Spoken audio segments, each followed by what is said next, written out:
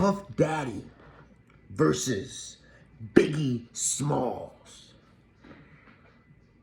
Lately, I've been seeing posts made by P. Diddy talking about how Hit 'Em Up is a bad record. Every time he hears it, he feels some type of way. It's a horrible song. Then you hear about how much he missed Big and all that stuff.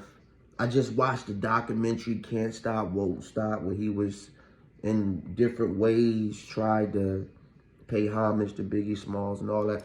Let me break something down to you about P. Diddy, Puffy, whatever you want to call him. I don't think Biggie really liked Puffy that much. Regardless of what you see on the videos, on camera, I think Biggie Smalls, deep down inside, despised Puff Daddy. Let me tell you why. In the mid-90s, Tupac gets out of jail, and he vows, before he gets out of jail, he vows to himself he's gonna bring pain, destruction, and misery to Biggie Smalls. And that he did. Came out with Hit 'Em Up. He talked about smashing, not a man's girl, not a man's mistress. He talked about smashing your wife. Your wife. See, you gotta understand something. There's a difference between smashing a man's girlfriend, smashing a man's mistress, a man's jump off.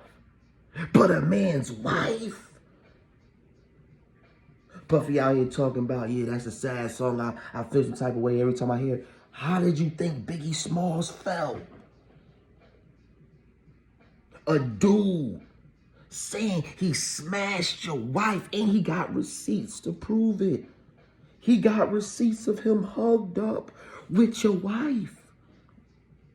And Puffy, you telling this man not to respond.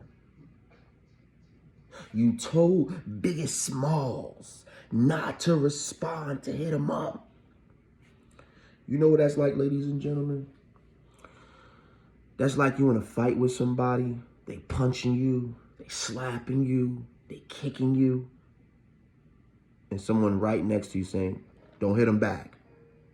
Don't hit him back. He's going to make it worse. Don't hit him back.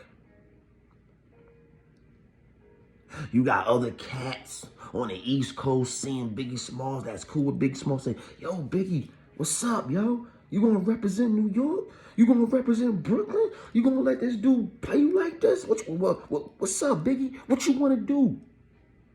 Nah, man, Puff ain't letting me. How did you think that made Biggie feel, Puff? You talking about how you felt. What about Biggie? Cats looking at him funny. Cats looking at him weird. Yeah, of course he was smashing other women, of course. What successful man not gonna smash other women besides his main chick? He gonna do what men do. But at the same time, you can't smash a man's wife until that man don't respond, you know? You did him a big, huge disservice. And this is why I think not only did Biggie not like Puffy, but he was also in the mix of leaving Puffy, starting his own, moving to another label, I think with Unentertainment, something like that. Yeah. Had Biggie Smalls survived, had Biggie Smalls lived for 5 to 10 more years, I predict it would have turned out the same way the Locks turned out. See, the Locks saw it, how Puffy moved. He said, nah, we ain't effing with this dude. We got to find a way up out of here. I really believe Biggie would have did the same thing. Swag Boy 360, I'm out.